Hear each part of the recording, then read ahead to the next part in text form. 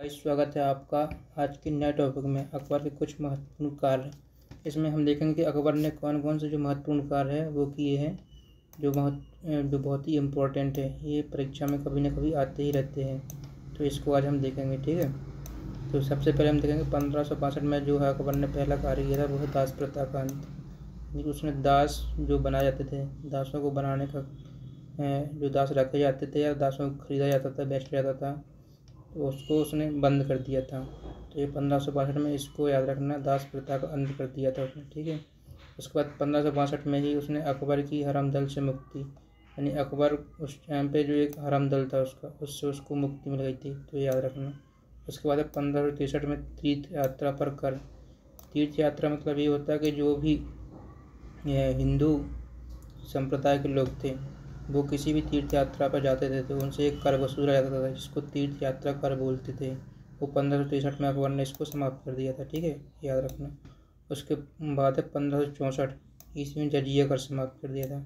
एक जजिया कर था जो गैर मुसलमानों से लिया जाता था, जजिया कर, उसको भी इसने समाप्त कर दिया था।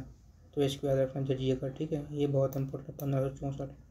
उसके बाद 1571 ईस्वी में क्या हुआ था कि फतेहपुर सीकरी की स्थापना एवं राजधानी का आगरा से फतेहपुर स्थानांतरण किया था।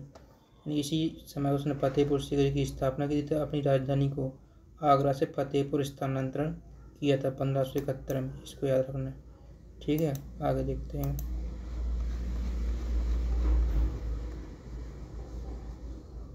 1575 में इबादत खाने की स्थापना की गई थी।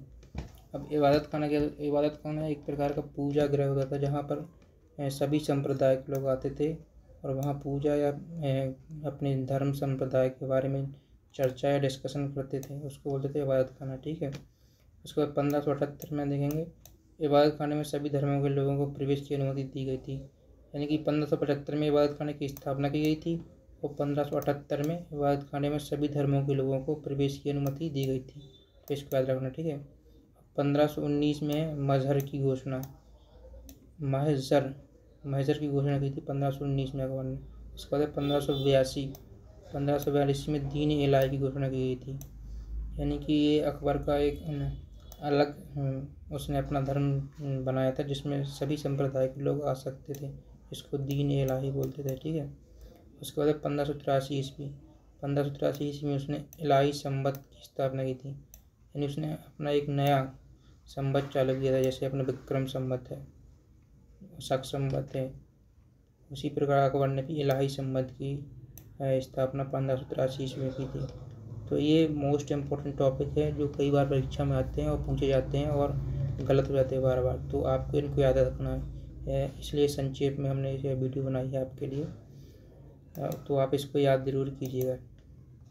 उम्मीद है आपको ये वीडियो पसंद आई होगी। अगर आपको वीडियो पसंद आ रही है तो चैनल को सब्सक्राइब जरूर कीजिएगा। धन्यवाद।